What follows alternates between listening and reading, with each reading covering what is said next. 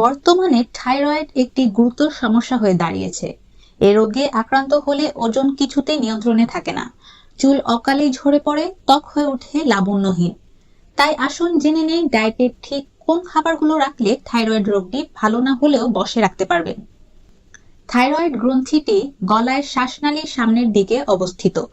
এই গ্রন্থি থেকে দু ধরনের হরমোন T3 ও T4 নিঃসরিত হয়। আমাদের শরীরের রক্তে একটি নির্দিষ্ট মাত্রায় এই হরমোন থাকে। থাইরয়েডের সমস্যা প্রধানত দুই ধরনের হয়। হাইপারথাইরয়েডিজমে রক্তে থাইরয়েড নিঃসৃত হরমোনের পরিমাণ বেড়ে যায়, আর অন্যটি হলো হাইপোথাইরয়েডিজমে রক্তে থাইরয়েড নিঃসৃত হরমোনের পরিমাণ কমে যায়।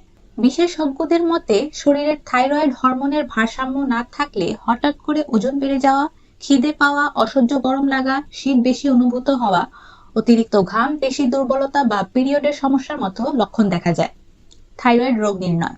থাইরয়েড গ্রন্থির ultrasound, anti TPO antibody, thyroid stimulating পরীক্ষার মাধ্যমে এই রোগ নির্ণয় করা হয়।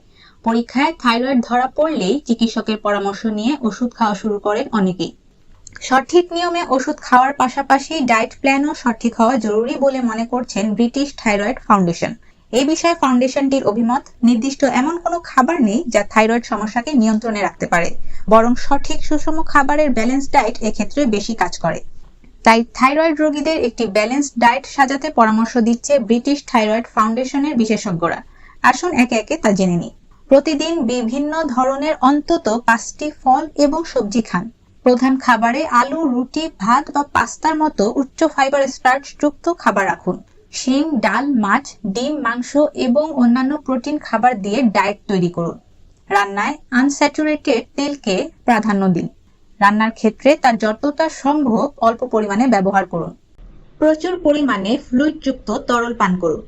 পানি অন্তত দিনে 6 থেকে 8 গ্লাস, বিভিন্ন ফলের রস 2 থেকে 3 গ্লাস পান করুন। ডায়েটে প্রক্রিয়াজাত খাবার এড়িয়ে চলুন এবং চিনি খাওয়ার পরিমাণ কমিয়ে দিন।